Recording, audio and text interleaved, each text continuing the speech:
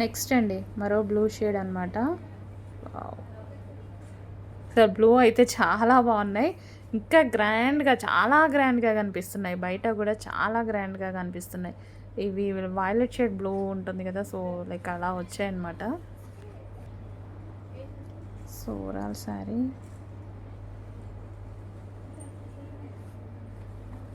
అసలు లైవ్లో ఉంది కదా, మామూలుగా లేదండి శారీ లైవ్లో.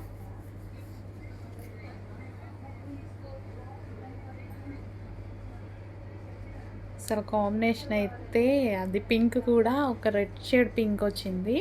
సో దానివల్ల ఇంకా హైలైట్ అయింది.